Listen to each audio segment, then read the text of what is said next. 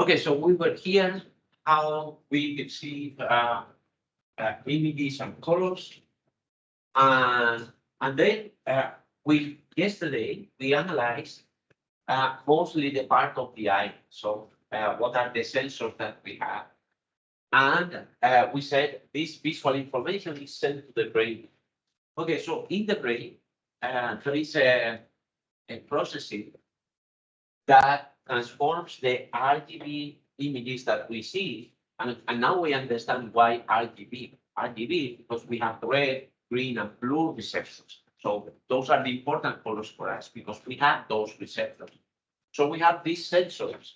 And then in the brain, it is transformed into something more of this kind. So it doesn't matter if it is this particular. So the brain probably is not doing this mathematical modeling, right? It transforms the visual information in two parts. One is the intensity, or luminance, or value, or however you want to call it. How many photons are we are receiving from a particular place? And something that here it is called hue and saturation, call it chrominance, call it chroma. So the color. So how many and what are the colors of those photons? So we decompose the RGB into these two components. And then we can do the same process that we did yesterday of downsampling the luminance now. So we want to know how sensitive we are to the luminance and to the chrominance. So let's say that this is our original image. We have 1,000 pixels, and then we average nearby pixels, so squares of 2 times 2. So we have half the size. So half the size in each direction. So this is a fourth of the size. And yeah, these numbers. What are these numbers? So only we have 3 components, luminance and 2 chrominance. So only one of them is divided by 4. The other 2 stay the same. So if you count how many numbers you have in total, you have 3/4 of the original. Okay, so we barely see the difference. And now you make bigger squares, 4 times 4. Now we start to see the difference. 8 times 8 we see, 16 times 16 we see. Okay, so it seems that we are pretty sensitive. Yeah.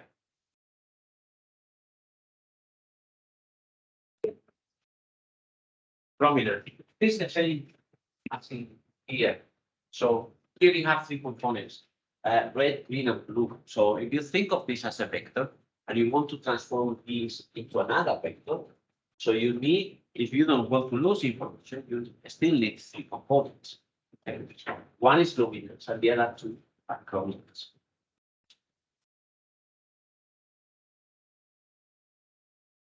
Okay, so we are pretty sensitive to luminance, and we can do it for the chrominance. So we can do it for the hue and saturation. So hue is translated como tonalidad. So we can downsample the hue and saturation, but not the luminance. Okay, so this is the original. Twice smaller in each direction we don't see. 4 times we don't see. 8 times we don't see. 16 you start to see, but it is amazing. So we are much more sensitive to luminance. How many photons are arriving?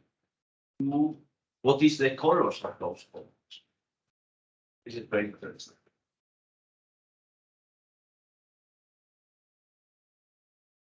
And then here you have a summary of all these downsample versions that we have. So we had red, green, and blue.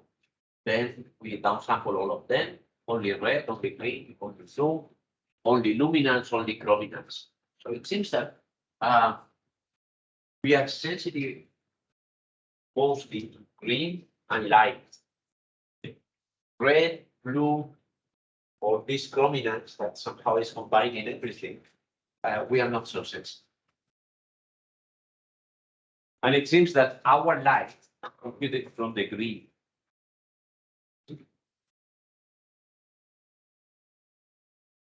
Okay, so what about the receptor? So let's go back to the eye again. So we have three receptors, and our receptors, this is the frequency response of those receptors. I've said frequency, this says wavelength, it is the same, one is the inverse of the other. And then this is the frequency response of each one of the receptors. So we have blue codes. So blue codes, they are maximally responding to this wavelength that correspond more or less to blue. What about green? So the green receptor responds to these wavelengths, and the maximum is somewhere here around the green. But it doesn't mean that if you excite it with red light, they still respond, but not so much. The same for the red. Actually, the red are interesting because they respond here. It's red, yellow, but they also respond here. This is magenta, blue, all that for them. Okay, so it has advanced here, and this is kind of average response. So different people they have different responses. So that this depends on your genetics, and even different cells inside your eye, they have different responses. It's not so. This is kind of average response. And how do we distinguish the colors? So, for instance, let's say that we have, so the brain sees that the red cones are responding at that height. Okay, so they are responding 0.3, whatever those units are. So, how do we know? How does the brain know whether it is this color or this one or this one or this one? But all of them respond. The red cones are firing at this rate, 0.3. So how do we know which color it is? And the key is in the other receptors. So we look at the point. The red cones are responding with this high, but then we can look at the other responses. So let's say, so let's say it is this color. So let's say it is this color. So red is responding at 0.3, so it could be 4 colors. But what about the other two? The green is almost silent, and the blue is very highly responding. So this pattern doesn't occur in the other two, in the other three. So here, the blue is also high and the green is relatively low, but not that low. So there is a big difference between this value and this value, and this value and this value. And the other two, they don't have the same pattern. So here blue is silent, here the blue is silent. So among the 4 possible colors, only 2 of them has a high blue.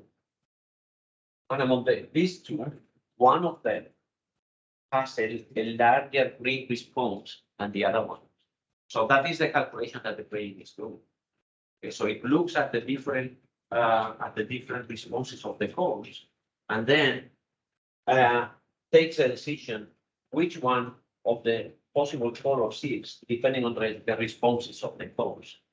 And these might look like very weak response, and it's true. These 2 colors, sometimes colors that are nearby responses, they are difficult to distinguish.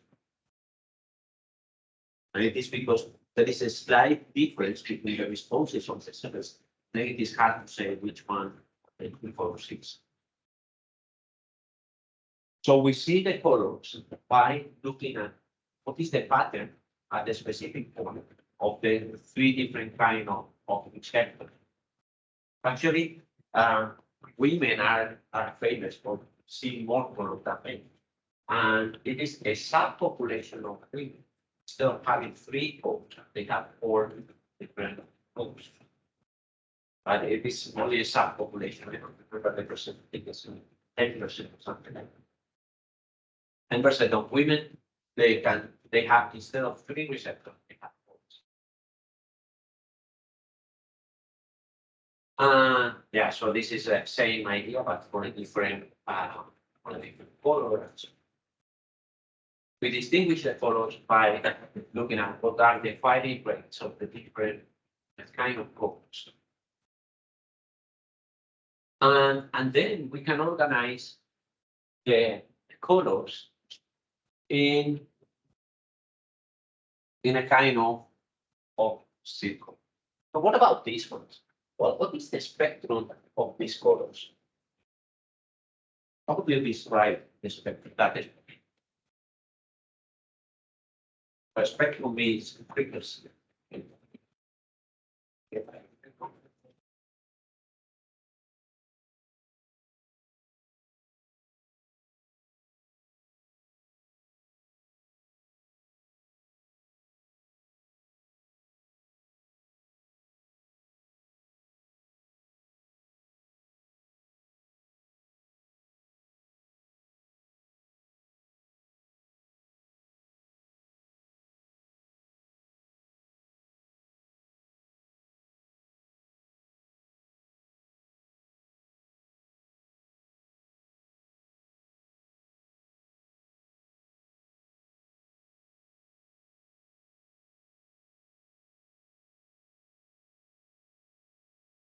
Okay, so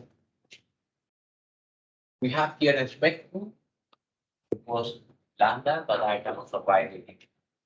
Let's see. I will write frequency like this. Do.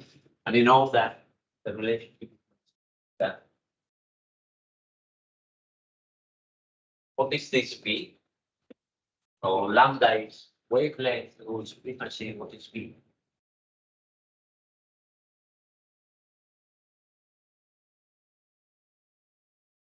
Velocity, speed of light.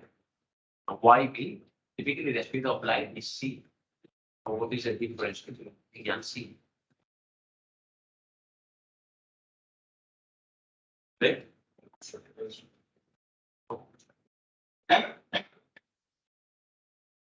It's the medium. Okay, so C is the speed of light in vacuum, while B is the speed of light in the medium. So in water, the speed of light is not C, it's smaller than C. Okay, so we have frequency. C is 9 meters. C is and then we have those colors. So we have those colors here. So how would you describe the spectrum? So this is the energy spectrum on X.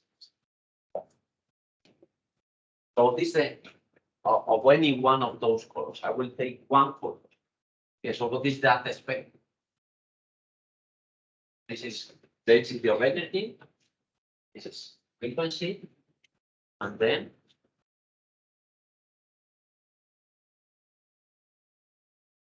this one. This is just one. So as you travel along the wavelength of the frequency, have just one line of monochromatic photons. All of the photons for a particular pure color, these are called pure colors. These ones here, that are called pure colors.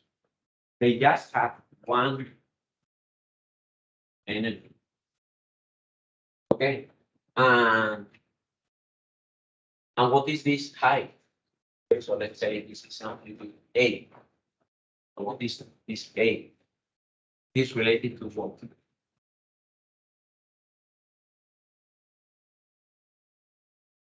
The number of photons. This is the number of photons that you are receiving. If you receive fewer photons, this A goes down. So it is not related to the wavelength, to the frequency, to the speed. It this number of photos. Okay, so this is a pure color. Let's say that we don't have a pure color, so we don't have a pure color. So we have any color. I don't know which one it is, but the spectrum is this one. Now we have anything right. So both together, they're coming from the same point of this color. I don't know which one it is. It's not pure. Okay, so it is not a pure color. It is a mixture of colors. And then what you have is a mixture of amplitudes of the different wavelengths.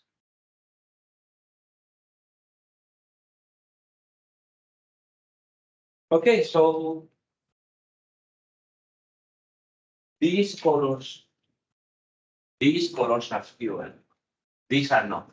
And so these are all possible colors. I arrange them in some kind of circle. And in this circle, we see an interesting pattern. We see red here, green and blue. So they made 120 degrees between the basic colors. And we said that yellow is the mixture between red and green. Yellow is in between. Cyan is in the mixture between green and blue. So cyan is in between the same for magenta. So this is an arrangement that is not by chance. So how do we get that arrangement? And these colors that are one is the opposite of the other. Okay, this is cyan.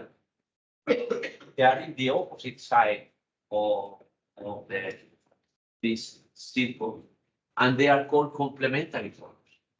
So now you start to understand for displaying for screens, we normally use red, green, and blue. But for printing, we take cyan, magenta, and yellow. And these cyan, magenta, and yellow are not by chance. They are the complementary colors of red, green, and blue. So our sensors are red, green, blue. And then for printing, we use the complementary of those sensors. And complementary in which sense? We will see. Okay, so let's go back to our sensors. So we have here all the colors. They are sorted somehow. And now for each one of these colors, we will analyze what is the response of our sensors. Okay, so this is red, so the red sensor is firing. And then this is somehow whatever. So this is firing again, but this is green and blue, so the red is not firing. And then this is a circle, so we are traveling around this circle. We have a starting with 0. So this is red, then we go we are going in this direction. So now we go in this direction. Then at the end, we are back. Okay, so at the end, we are back fighting about. Okay, so these are the red codes. And we can make the same analysis for the green codes. So for the green codes are not responding to these colors, but they start responding to these colors. Here we have maximum firing here, and then they vanish again. And the same for the blue. Okay. So for every color, what we have is a firing pattern. So for this color here, red is relatively high, green is relatively high, and blue is low. And for this color here, red is low, green is high, and blue is relatively low. So, okay, so now we can look. Okay, what are the colors that cause the opposite firing pattern in the different colors? Okay, so here red is maximum, so here has to be minimum. And here red is minimum, so here it has to be maximum. So the same for the green, the same for the blue.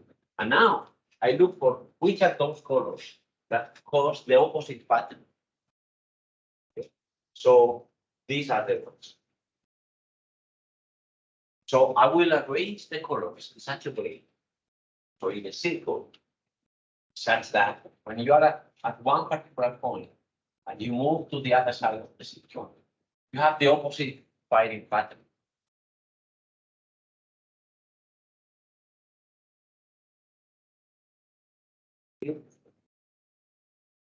So the arrangement is not by chance. But when you say that the color is complementary to another one, what you are meaning is that the firing pattern of the colors is just the opposite. And then once you understand that, you can start trying to make all kind of visual effects. So this is these are the complementary colors of some colors of the real image. And then you look at a particular point, your sensors become saturated, and when you change the element, that kind of visual effect. This particular one, I don't know what the visual effect is. This called here is called the after image effect. I cannot see it, but probably this one. But some of them they are very interesting. For instance, this one, you would say this is a box, this is a simulated image. And in this box, you could say this side is white, this side is gray. Do I agree with that? Okay, now I'll make funny thing that is blind the middle part. So the middle part now doesn't exist. What you see is that the upper and lower part, they have exactly the same grain, exactly the same.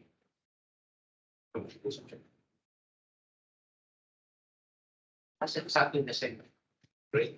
So why do we see whiter and darker? And the reason is what I told you yesterday. We only see the edges, and the color in the edges. Then you have to, your brain has to interpolate it. And then your brain knows, okay, there is a shadow here. So if there is a shadow here, there is a light source from here. So if this light source is such that this part looks dark and this part looks bright, it's because this one is brighter. Okay, so we are putting a lot of prior information in the image information, but not because the information is there.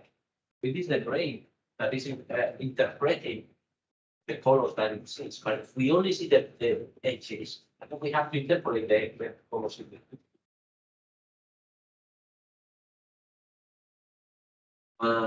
Yeah, this is also interesting. So we'll agree that here there are blue and green spiders, right? Blue is a green. They're big. Okay, so now, and there are some other spiders in between. So it's red and this is. But there are blue and green for sure. Now, we haven't changed anything, okay? So we have only remove this one. The other two remain the same. We haven't changed at all. Even you see green. So we haven't changed at all. And both are green. So again, it is a misinterpretation of the brain. The brain is somehow saturated and confused by these spirals in between. And all these effects of once a neuron is activated, the nearby neurons are deactivated and are inhibited. So this is also happening here. So we can create all kind of visual effects. It's very strange. Yeah. Also that we have is that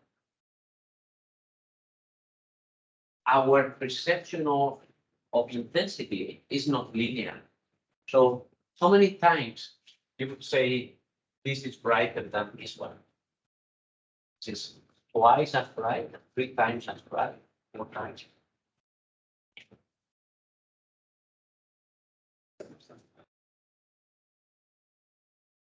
Twice. This only a half, but somehow it seems that it is more than twice brighter.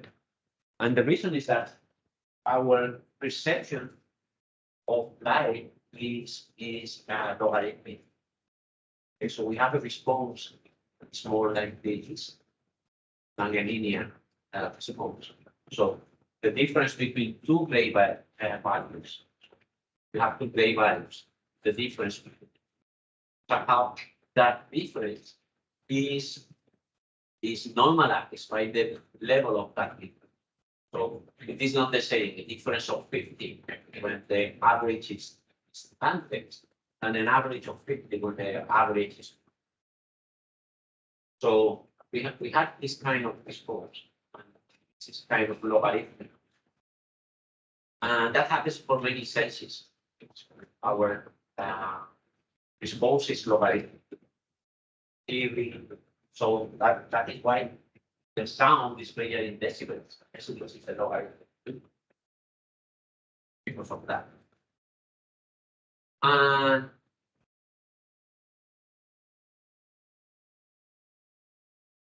another effect is this one, that our sense of contrast is not the same for all frequencies.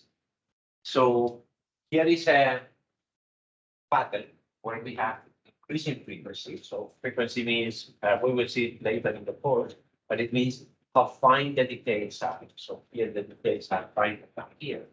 And then here it is a decreasing point. So let's say that here the difference between maximum and minimum is 100, and then it is 90, 80, 70, and go down to 0. So here there is no difference to maximum and minimum. And then depending on your visual ability, but typically you see a pattern like this. So that means that for very low frequency, we are not too sensitive to very small contrast.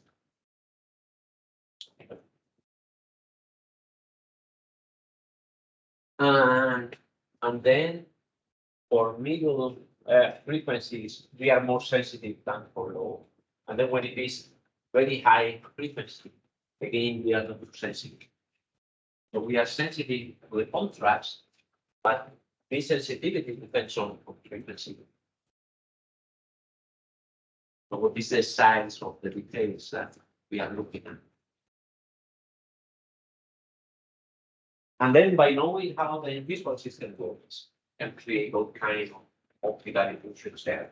That is a webpage there. This is resonance. Any question here?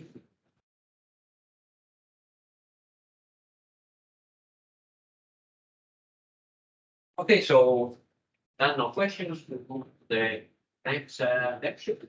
That is color correction. So now we understand what colors are, and now we will play with colors. Okay, so green and blue, and we know that for every pixel we associate a vector beside the red, green, and blue values of that pixel. If you have three values, you can think of it as a vector. So it is a vector in this three-dimensional space. Three-dimensional because we have three components. Okay, so the image at a particular point is a vector. Okay, so what is a vector? So let's go back to a little bit of algebra.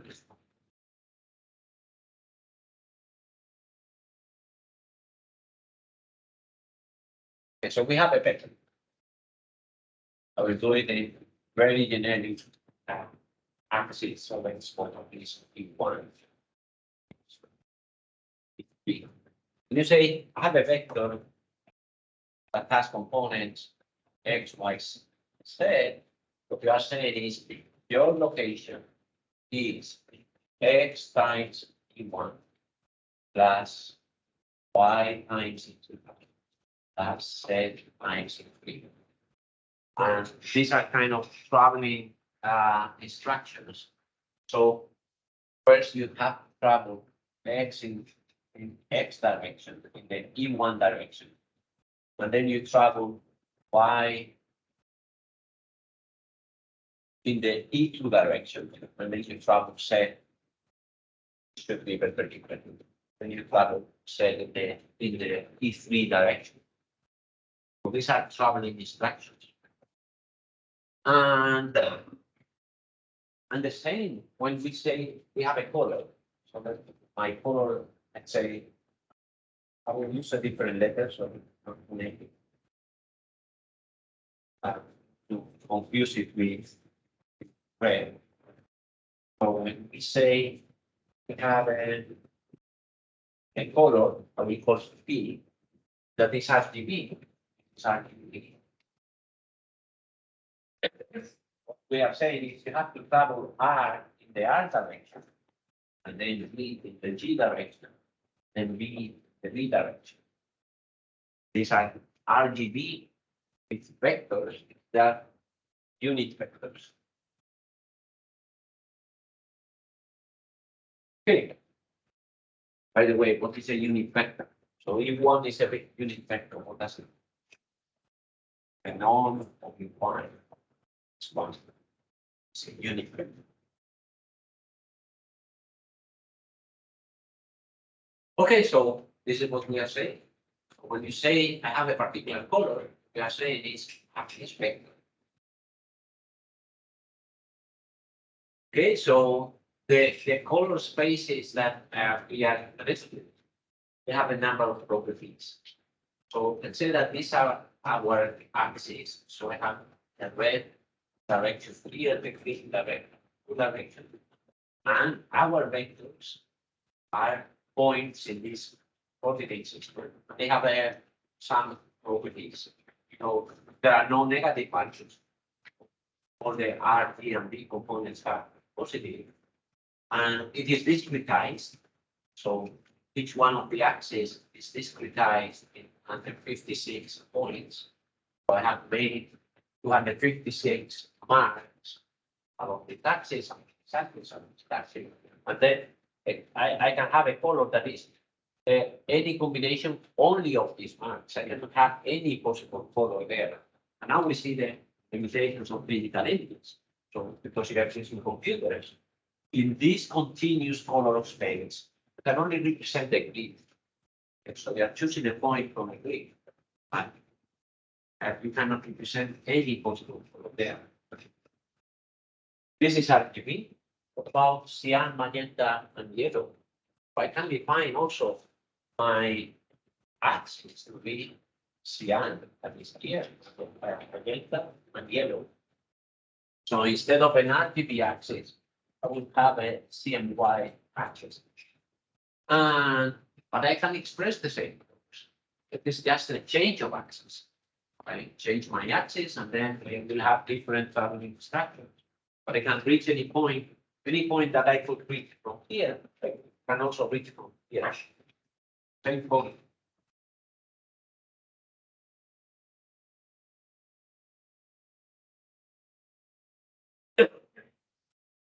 So here we have that idea. So let's say that you want to reach that color. So you have to travel R not in R in the R direction, then G not in the G direction, then E not in the blue direction. But you can reach the same point, different point, but you can reach it in a different way. So you travel C, no, then M, no, but then it's Y.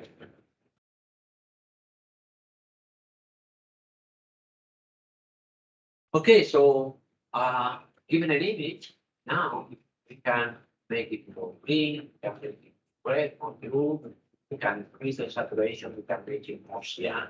Okay, we can change it. Okay, so let's say that we have this image, and this is the histogram of those three channels. And now I will do the following transformation. So I will do the gamma transformation with gamma equal to is a red channel.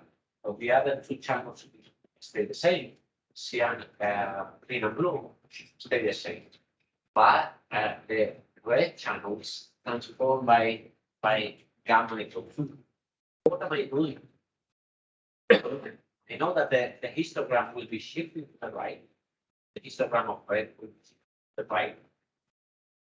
And then I'm making the image of red like this. I'm making it red. And it is ascending. Along this axis, all points are moving to the right. These are all the red points. This is the red axis. So all these points, all of them hit to the right. That is why you have this vector. This is just to indicate that they are shifting to the right. They don't shift the same amount.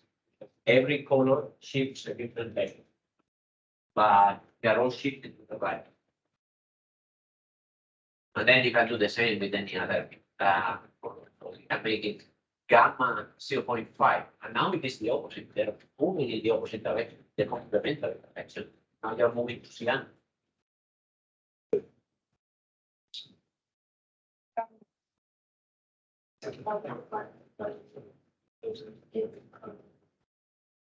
Shift the same. Because remember the gamma here about the curve.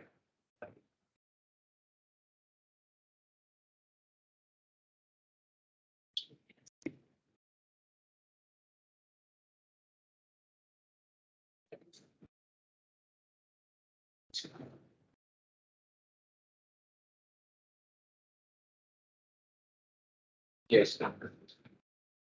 So the amount that we shift is the difference between the identity and the curve. So these ones are not moving much. These ones are not moving much, but the ones in the middle are moving quite a lot.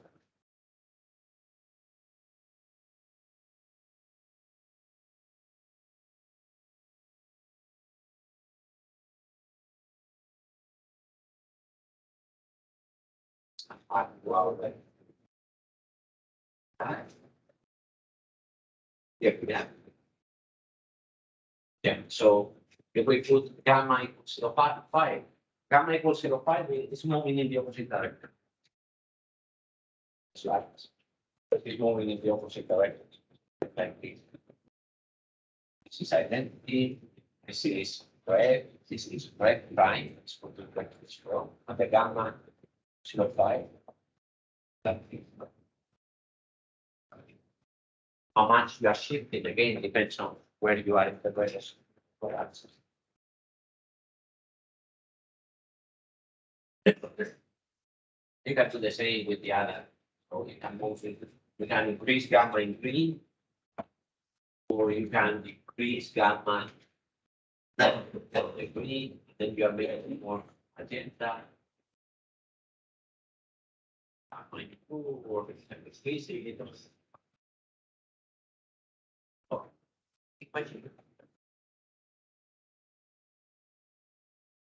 okay, so we have already seen this is the composition of red, green, and blue images. That is what our eyes are seeing. Into something else that is luminance and luminescence. And this the composition is not unique. There are many mathematical compositions that have those properties. But the idea is always the same. So one that counts how many photons, the other one that how characterize those photons, what are the wavelengths of those photons. And we have seen the one before, it was Q1 saturation, luminance Q1 saturation.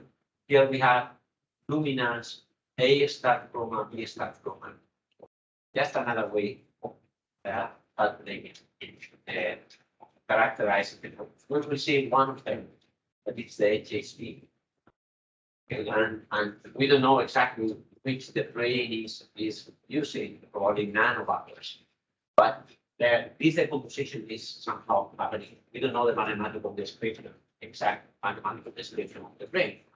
So how this process of separating how many photons you are receiving and what are the wavelengths of photons is happening in the brain. Okay, so here. Okay. Yeah. Okay, so let's do one particular decomposition that is called this HSP. It's coming later, but before going to the HSP, we will analyze the color cube. So this is our color cube, and here the origin at this point. So this is the zero point, and then blue is going is increasing in this direction. Red is increasing in this direction, and green in this direction. Okay, so let's look at these points. So what about these points? All these points that of this point. So very bad at the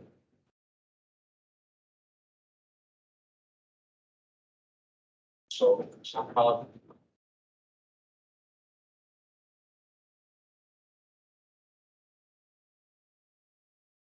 so this was blue, this was red, this was green. Okay, so any point here, so this point, zero. Any point here, so this point is R, zero. Any point here is zero.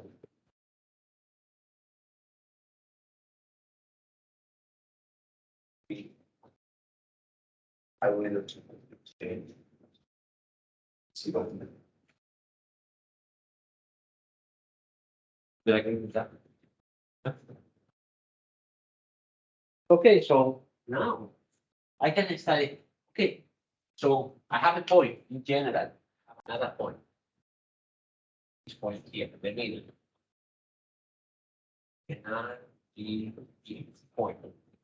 If I add R plus D plus B, I get the value. Right? So I have three components. I get the value. This value I will call it the slide C. I will call it C. Now I wonder, okay, this is for this point, but what about all other points? So I have many other colors, R prime, D prime, B prime, but the addition of these three is also C. Where are these points?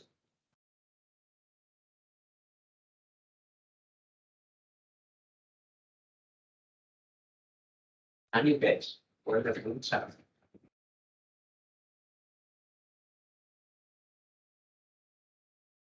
They are a plane. There are some planes here.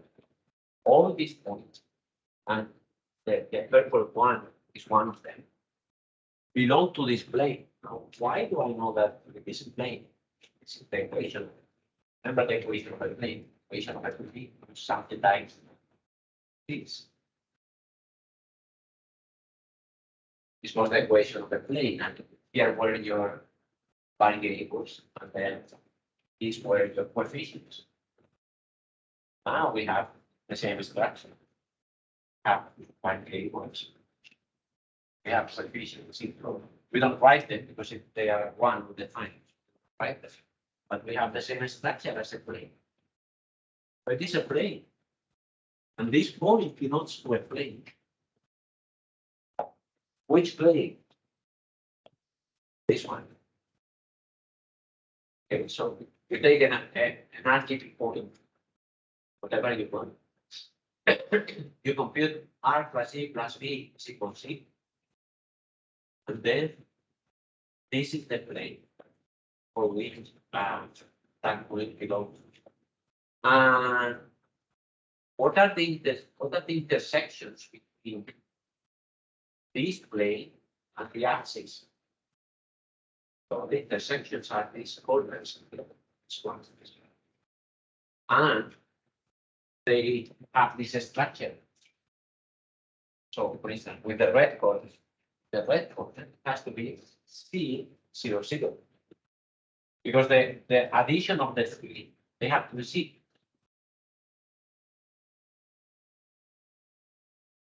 And the same for the others.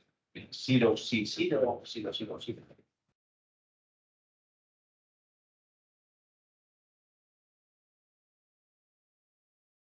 Okay, so now we have planes, and we can represent all the colors within that plane. Ours will be one of these colors. And you can also think of many other structures. So, for instance, what if I wonder what is the region of all the points satisfying the equation R plus T is equal to 100.5, for instance, which are all those colors. What is that shape? Is it the plane? Is it the line? Is it something else? It's a plane again. We have to fish them. So, have coefficients. So there is one that is missing, but it's because it is 0, it's one side 1.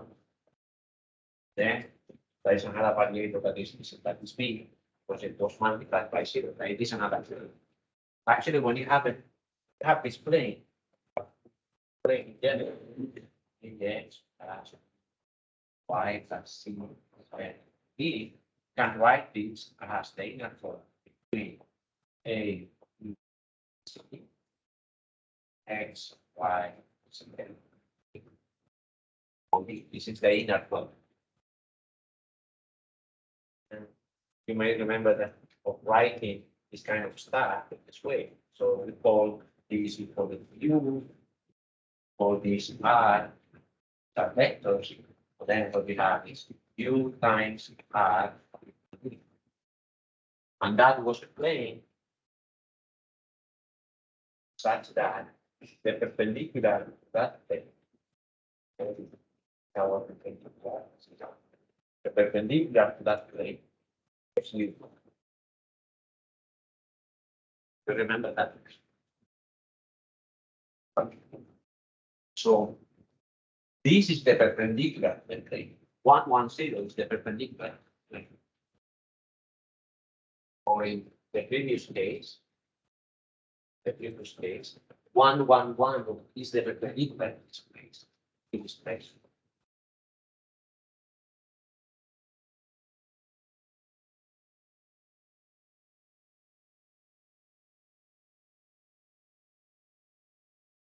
So time for a break. Any question? Okay, so now we wonder, what about this plane? R plus B equal to 55. This is a plane again, and I can look at the intersection of this plane with another plane. That is the G equals 0. G equals 0 is another plane. Has also the structure of the plane. It would be 1 times R plus 0 times R plus 1 times E plus 0 times B equals 0. That is the equation of the plane. So I have the plane G equals 0. I have the plane R plus B equal to 55 of both planes, and then the intersection of two planes should have a line. So this is this line. So this is the line that belongs to this plane G equals 0 and belongs to this plane R plus B equal to 55. Okay, so what about this line? So this line is in this side. So it is G equals 0.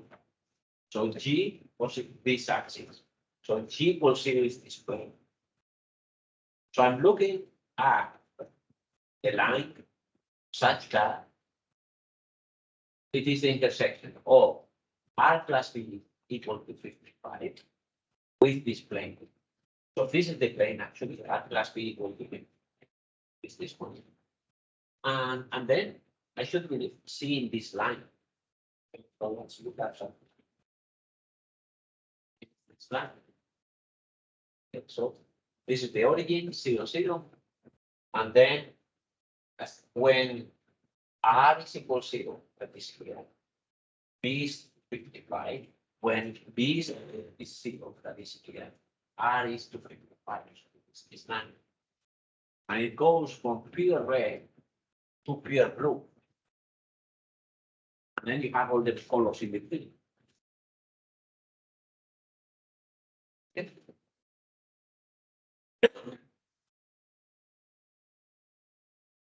So now what if I see, so now we are looking at planes of the form R plus E plus B equals C. So what if D is somewhere between 0 and 255? So if it is between 0 and 255, so here we solve the plane exactly 255. What if C is smaller? If my C is smaller than 255, so R plus E plus B equals C, but C is smaller than. It is a plane that is closer to the origin. So actually C is somehow coding how far you are. So it is a, so it's a plane that is closer to the origin. So it will be a smaller file. We will see it later. What if my C is larger than 255? So if my C is larger than 255, then the plane gets farther from the origin. And now the intersection is not a file, it's the next one. So this is again a plane. That is R plus G plus B equals C, but now C is somewhere between 255 and 510. We will see what happens at 510. And then, so this is a plane, right? Okay, now the intersection of that plane with the cube. Intersection of that plane with the cube is an x-axis. You understand that? Here it is not 510. The value here is 384. But for all the C's that are somewhere between 255 and 510, the intersection is an x-axis. Okay. And this is one of them. B is the average of the three argued values of R plus D plus V divided by 3. What is the same? C divided by.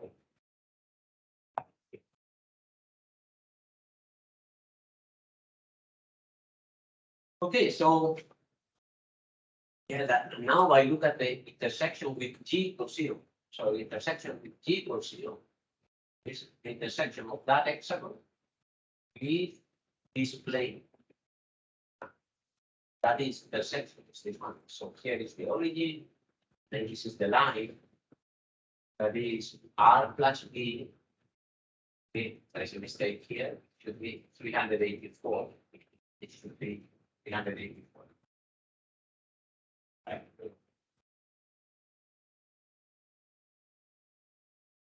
Okay, so, and then I can look at other places. So what about the other side? The other side is one where G is 55. So there is another plane that is with have it here. G equal to 55. Now the origin is here. And this is the this is not the origin. So so we have this intersection. This line is this one. It's this one here.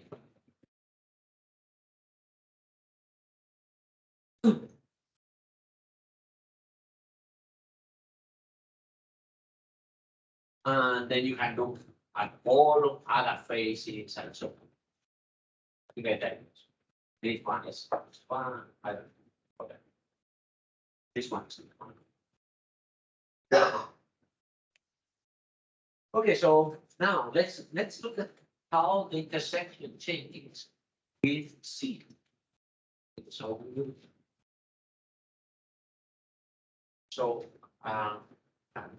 that was There were many slides where C was thinking, and then the triangle was getting away from the transition.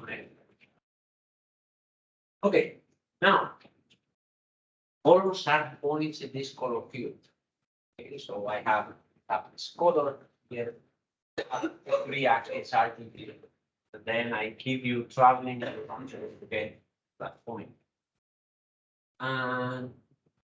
But these traveling instructions are not the only ones. I can give you many traveling instructions to reach to that point.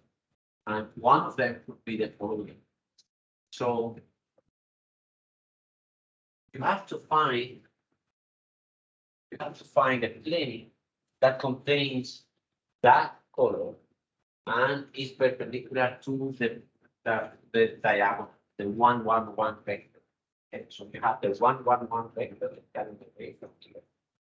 And then you have to find a plane that is perpendicular to that and contains that color. That plane will have an intersection with the line 1, 1, 1. So this is the intersection with the line 1, 1. Okay, so now you look for that point. Now, you want to travel from that point to this one. So I have to describe this S0 vector so that you can go from the intersection with the 1, 1, 1 to that one. Okay, so at the end, this will be the instructions, but we will construct them step by step. Another slide. So you have here the same idea. So I want to represent that color, and then I find the plane that is perpendicular to 1, 1, 1, and that contains that point. And then, so that is the instructions in the RFP. And now I look at the 1, 1, 1 direction. So the 1, 1, 1 direction is this one. Goes from 0, 0, 0, that is black, to 55 to 55, 5, that is white. And then you have all the gray values in between. So this line is characterized by this equation. That line is the x, x, x. So that is the gray value. Depending on the value of x, you are in this side of gravitational. So we have found now the gray value that is contained in this plane. So these kind of planes, they always contain just a single gray value, just one. That is in this intersection. Okay. Now, to travel from that intersection, from that gray point to the color point, I have to give you the instructions but to travel from this gray point to the color point you want to represent. And that will be the color.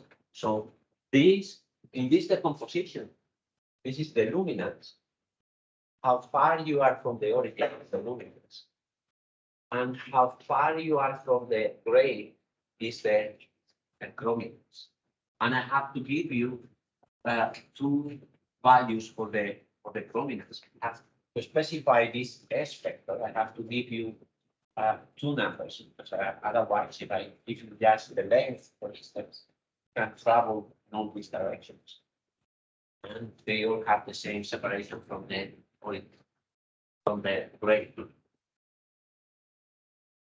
Okay, so let's be more precise about that. So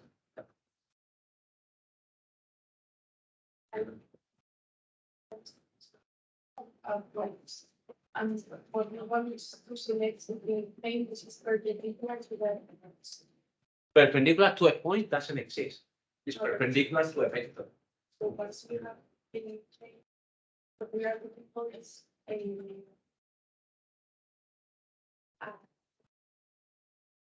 other vector which contains the economics. Yeah. So you have found a plane that contains that point and is perpendicular to 1, 1, 1. This is this plane. To 1, 1, 1. Okay, this is a convention, right? What we are going to do is we will describe this Q saturation value way of describing the colors. Q saturation value, they have defined it. They is defined this way. So at some point before we were saying a color has 3 numbers. So I have to give you 3 pieces of information. And could be RGB, and you are familiar with RGB, that is why the question. But now I have to give you 3 other pieces of information, probably some other coordinate system. The new coordinate system will be this Q saturation value, and in this system, the line, the important line is the 1, 1, 1.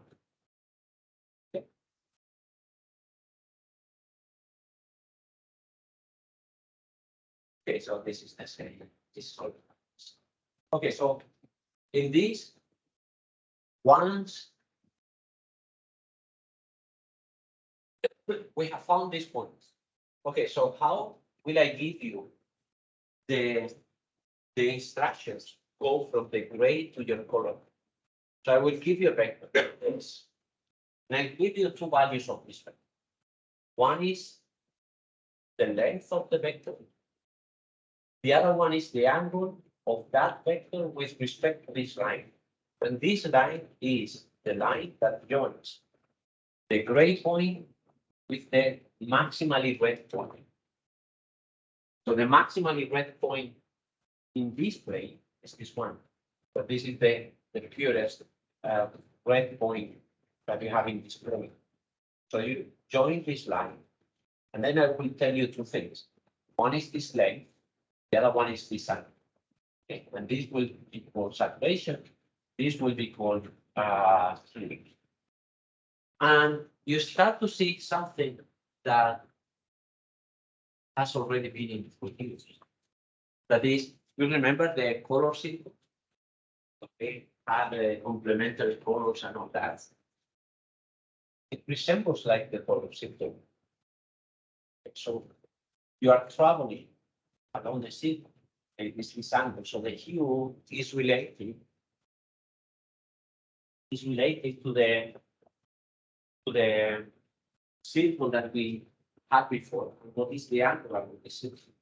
The hue is actually that angle. And why this is called saturation? Okay, so let's say that saturation is equal to 0. So this length is equal to 0. So you are gray. Let's say that saturation is maximum. So as you make this distance larger and larger, you are very, very green, very, very red, very, very green. So that is why it is called saturation. So the more saturated you are, the closer you are to a very pure color, and the less saturated you are, the closer you are to a gray.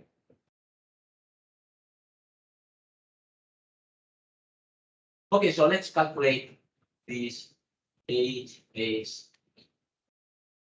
So now we come back to the formula. So let's see. I think we do this better. Okay, so you start with a point, RGB, and now we will do the following. We will calculate the gray point. So what is the gray point? So the gray point is this one. The one that was in the point here is going here. That one here is this one. So you have to travel the same amount in the R, G, and B directions. So this is a point of a structure X, X, X, and this is X. Okay, so now I have the gray point. Now, what is S? So S is this is the vector that goes from that breakpoint to your color, which is this vector. So my color point was there. This is V, no? Then this vector, S naught, is the one that you have to travel to go from V naught to your color V naught.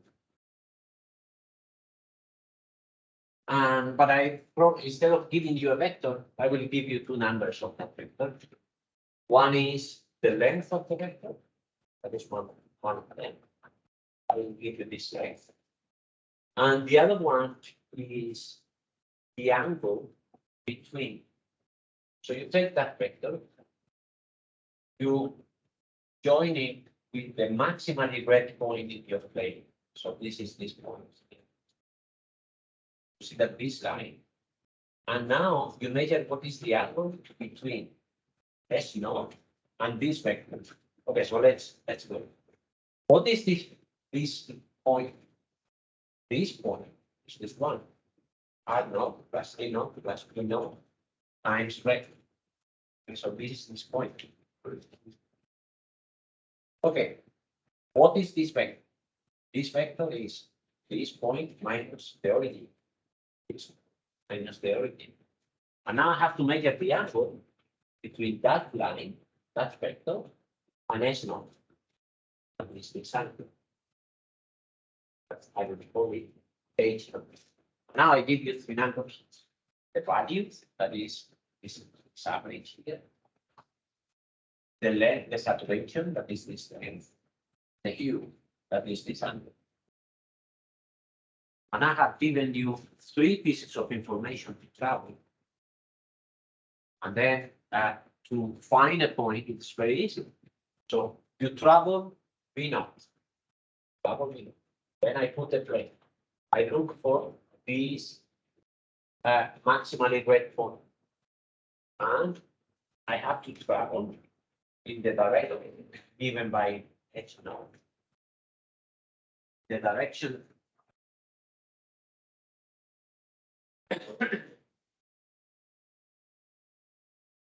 in the direction given by FU, I have to travel the length S naught. And then you find your point.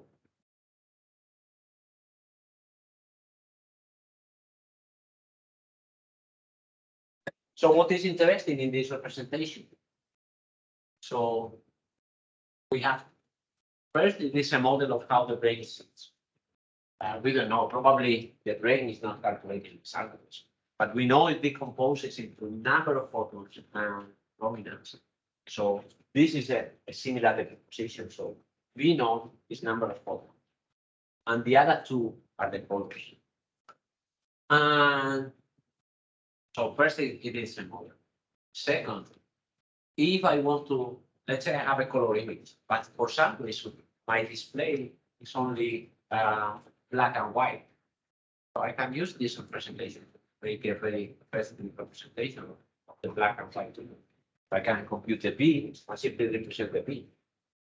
And if you have a color display, then I can use the three of them. But if you have only one of them, I can simply send you the value. So you have the couple, the two pieces of information. How many photons and what are the colors? Yeah, this was the slides. I think so. Let's say that you have these three axes. This is the color cubes. These are the sides of the cube. Now you put C equals 0 or C very small value. So when C, the value here is 10. What we have is this a small triangle that is the intersection between the plane with value 10 and the column cube. Now you make V equal 20, 30, 40. So the intersections, all these intersections, these are values, not C. Okay. C is 3 times the value. So all these intersections are triangle. Beyond, once you have reached this corner, the intersection will be hexagon or some other has 9 sides. So it will be another shape, another polygon. Okay. Once you reach the other quadrant, again, the intersection will be a triangle again. So the question, why 510? Beyond 510, my intersection is again right.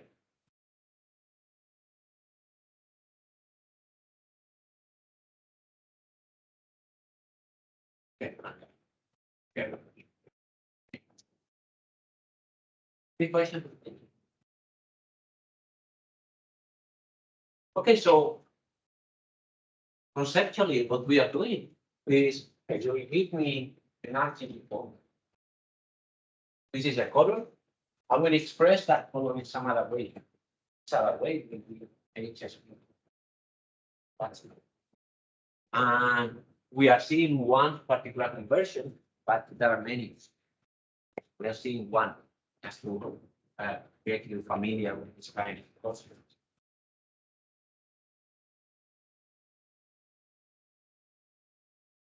Okay, so you give me RGB and I have to compute HSV.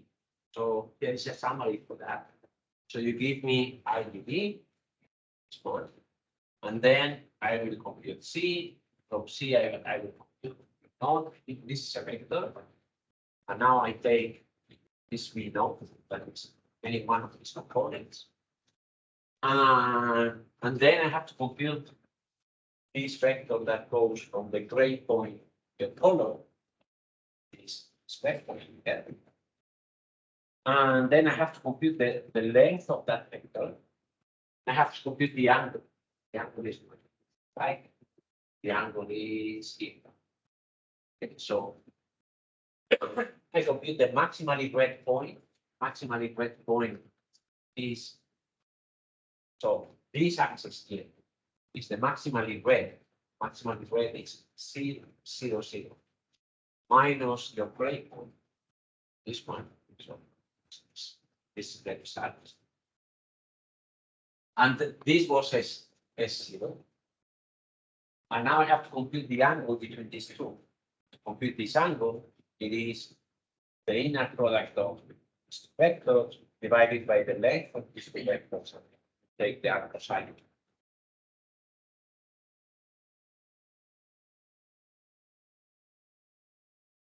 This is familiar to everyone.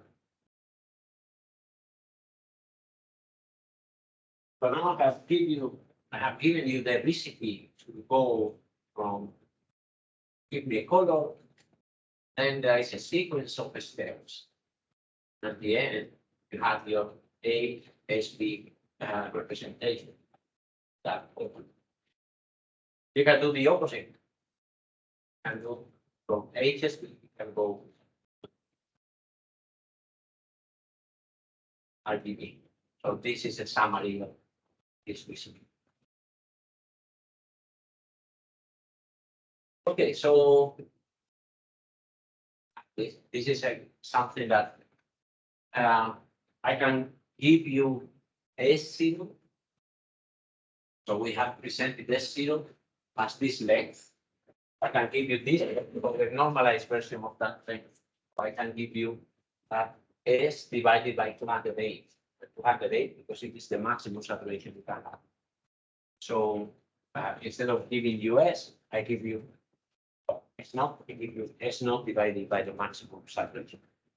This is a small detail.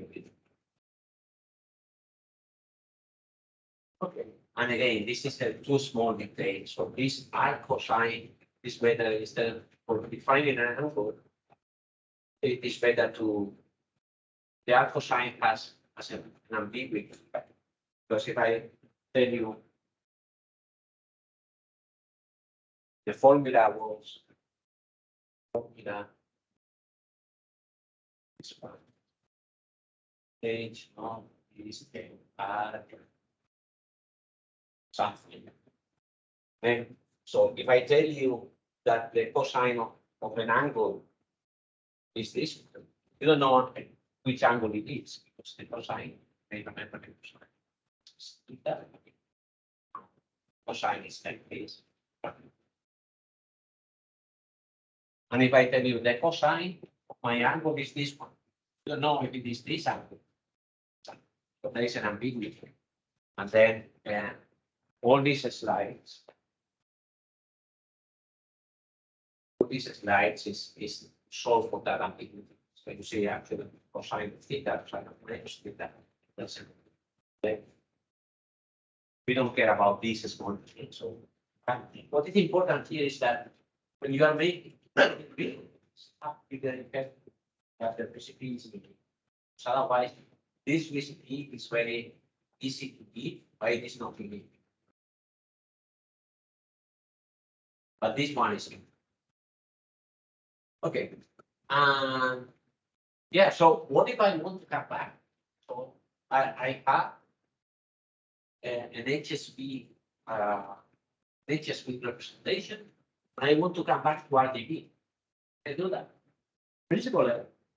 If the HSV are the traveling instructions, I should find some other traveling instructions in some other coordinate system. Okay, so let's do that. So we have the V vector direction. So now we live in the plane that we defined before. So this plane that contains the coordinate. We live in that plane. If you put the coordinate system in that plane, define this coordinate system. One is perpendicular to the plane, and in your world, this perpendicularity is 0, 0, 1. You are living now here in this plane. So how do you see the perpendicular direction for you? Going up in the sky. This is 0, 0, 1. And then you have to find the vector that goes to the left. So this will be x. And then y is simply the cross product between e and x. Is the perpendicular vector that we need to construct the basis here. So this is well defined. This is also well defined. And this one is defined by the other two. You may remember that generals for any coordinate system should be. Now these are vectors. Okay. This is the vector in the direction x. So x times y z, y times z dx, z times x y. So these three properties define a proper coordinate system. So these coordinate systems that are right coordinate system. Okay, so we define a right-handed coordinate system. So once you have two of the vectors, the third one is simply the cross product. Okay, so now we have these vectors, but in our coordinate system. So we have to put them in the color cube coordinate system. So in my world, how do I reach to a color? To reach to a color, you have given me the saturation like this angle. Okay, so it is very easy. So all I have to do is travel this amount in x, this amount in y, and then 0 the perpendicular direction. So if I don't travel 0 in p, then I'm getting out of the plane. This is just the polar coordinates. This is what I have given you. I have given you the polar coordinates of your color, the xy coordinate system. So this is the amplitude, this is amplitude, and then this is cosine of the angle.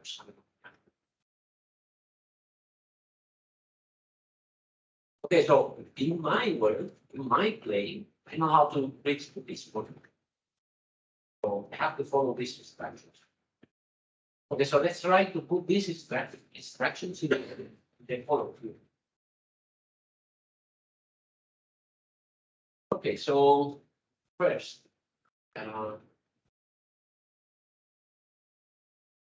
so in the column Q, I need to find R naught, D naught, P naught. In my coordinate system, this is the way to find. And then you have this equation. So let's go apply coordinate. Let's make a little bit of algebra. Okay, so let's say that we have general coordinate system. 1, 2, 3. And we have said they have a point here. That is the point X, Y, Z. And this is R. Okay, actually this X, Y, Z, we normally don't say, but this X, Y, Z is the representation of these R in the coordinate system in 1, in 2, 3. And what it means is that R is X times U1 plus Y times U2 plus Z times U3. Okay, so now I can write this in another way. I can write this, I can put E1 as a common vector, E2 as a common vector, E3 as a common vector. Then I can multiply by X, Y star. What I'm saying is there is a matrix E, its columns are these vectors. And if I multiply that by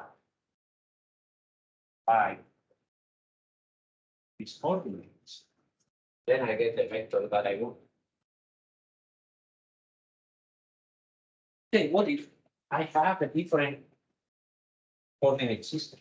So I have another coordinate system, whichever it is. I will call it 1, 2, 3. Now I will have different representation. I will have the same point, 3x prime, x prime. This will be the representation of I, and then you want to. And there is nothing special about this coordinate system. But this one can also be represented as. Okay.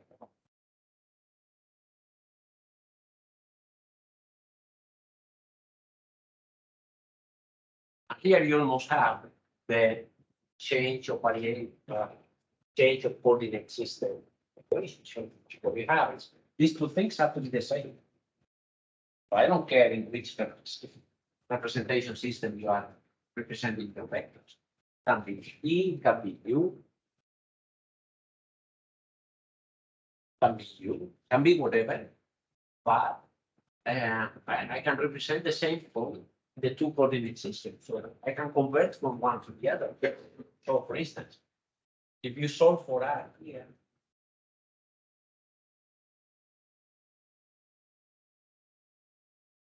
R 1, 2, 3 system should be U minus 1 times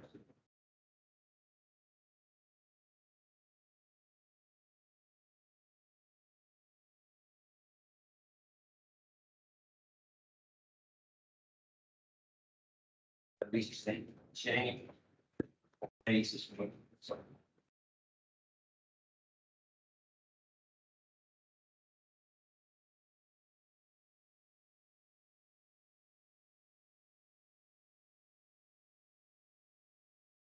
So you take a coordinate in the E space, you multiply by a matrix, then you have the expression of that point, but now in the U basis.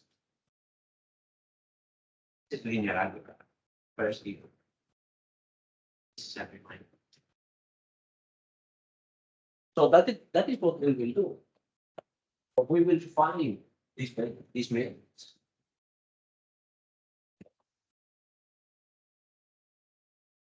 This is this notation that you have here. So the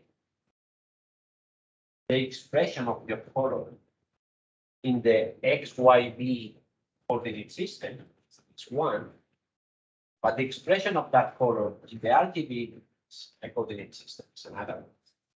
And these two representations are not the same.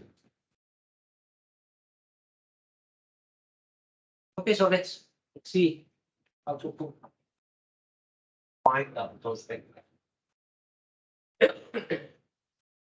Actually, what we need is matrix here. This matrix that in the slides is called A. Matrix that is called A. It's a matrix that expresses U1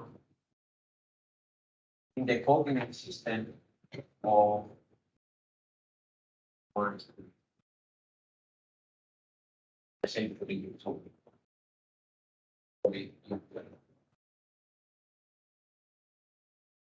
But this is what we have. So how to express the U vectors in the basis?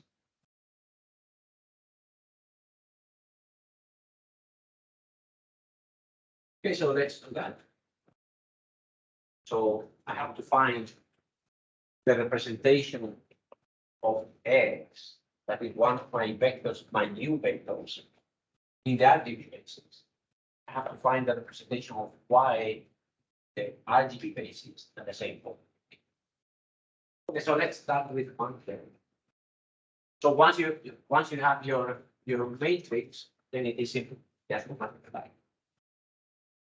I have to multiply this matrix times my coordinates. My coordinates were this one. S cosine of 8, S sine of 8, and then 0. So it's just. Okay, so let's find those vectors, those representations.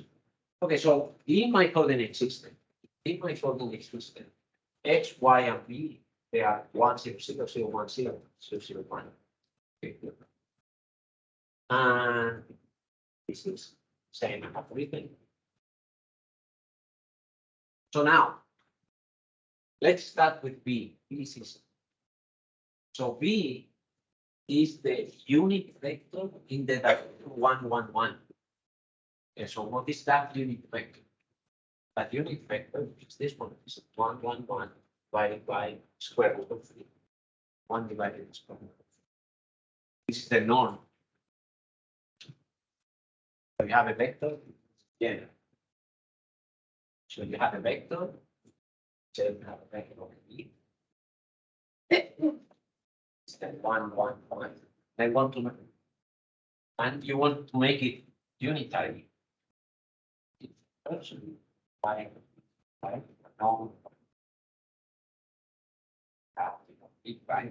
now it is unit vector. So it will be 1, 1, 1. The norm of this plus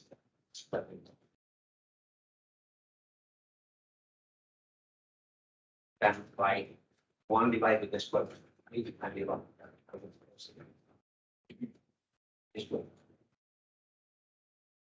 Okay, this one was easy. Now, second one.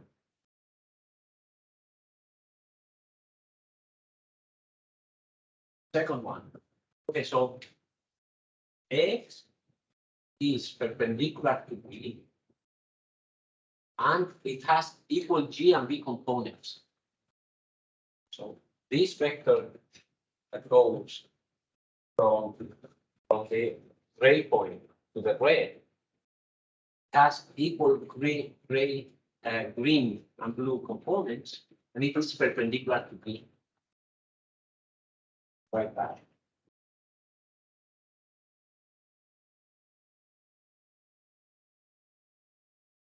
So X in the RGB.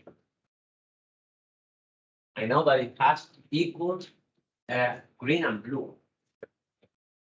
Right? Whatever. Then this thing. And I know that it is perpendicular to B. But B was this one. B was this one. Yeah, so says X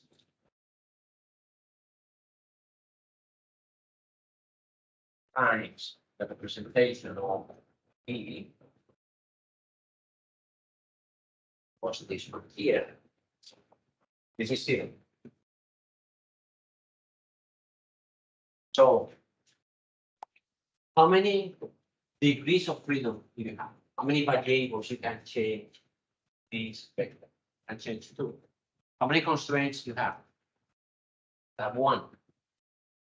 So I'm missing one constraint. Which is the constraint I'm missing. So how can I uniquely define this vector? And say it has to be unique. Has to be a unique.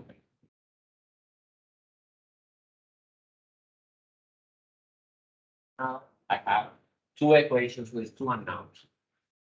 You solve it. And this is the solution. This is the solution. What about y? Y is this because it is a inner cross product with these two.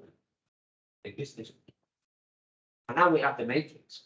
It's the matrix. So all I have to do now is to multiply by this. I change the basic. Now I have 8, 4, 5, 10. Actually, the one I have written is this one.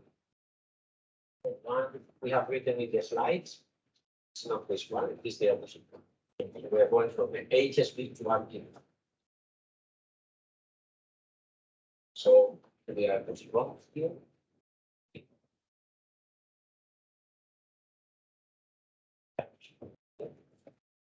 In this formulation, this is the expression of U of E in the basis. Basis E basis. If the one we have is the opposite, that's right. If the slide we are going from representation HSP. We are going to representation in RGB. There is this matrix. So we have to express HSP in the basis you are going to.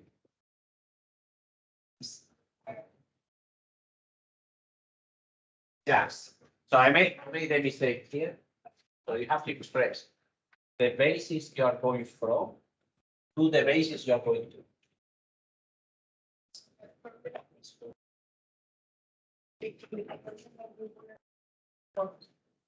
This one? This one is the one in the slides. And this was my general presentation.